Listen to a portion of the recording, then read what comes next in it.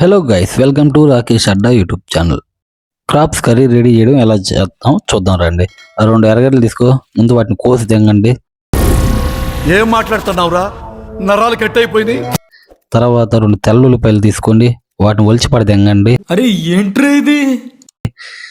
ఆ తర్వాత కొంచెం ఒక 4 పచ్చిమిరపకాయలు తీసుకుని వాటిని కూడా కోసి తెంగండి. ఏముంది ఇందులో? గ్రైండర్లో అల్లం అండ్ ఉల్లిపాయలు వేసి తెంగండి. తర్వాత కొంచెం దాల్చిన చెక్క కూడా వేసి తెంగండి. తర్వాత చెక్క మొగ్గ వేయండి. రావు గారు సార్, మీరేమనుకోనంటే మిమ్మల్ని ఒక విషయం అడగొచ్చా? అడగండి. ఫీల్ అవ్వకూడదు, అడగండి.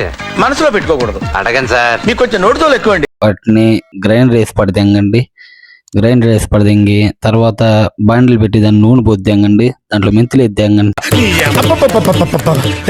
తిట్టదని చెప్పరా? అన్ని తెంగొద్దు, చెప్పేది సరిగ్గా ఏనండి. మీ ఊళ్ళో తెలివితేటలు ఇక్కడ వాడకు. తర్వాత కాసేపు వేగనిచ్చిన తర్వాత పచ్చిమిర్చి తెంగండి, కరివేపాకు తెంగండి.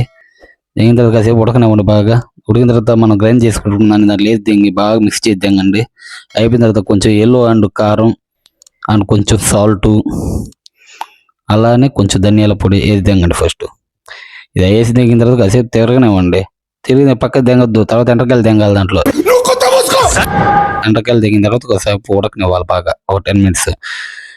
ఉడికిన తర్వాత అటు తిప్పి కొంచెం చింతపండు రసం కూడా పోతే తెంగండి. ఒక 5 minutes అట్లా గ్యాస్ మీద ఉంచిన తర్వాత బాగా ఉడికిద్ది అన్నమాట. ఉడికిన తర్వాత దాన్ని దించి తెంగడమే. మనం ఇంకా వెళ్ళిపోయి అడవిలో ఇలా మాలా కూర్చొని తిని తెంగడమే. నువ్వు ముందు తిని చెప్పరా, కొద్దిగా తిని యూట్యూబ్ లాగా ఇట్ట అంటున్నావా?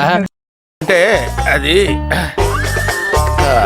తిని కట్టుకుంటే చెప్పు, లేత లోడా లేదని చెప్పు. వాళ్ళకి చెప్పేద్దాం, చేయొద్దని ఆ రెసిపీ. బాగుంది ఫ్రెండ్స్. అన్నం తినమనలా నేను, రొయ్యి వెంటకాయ తిను అది తిని చెప్పు నాకు ముందు. Super friends.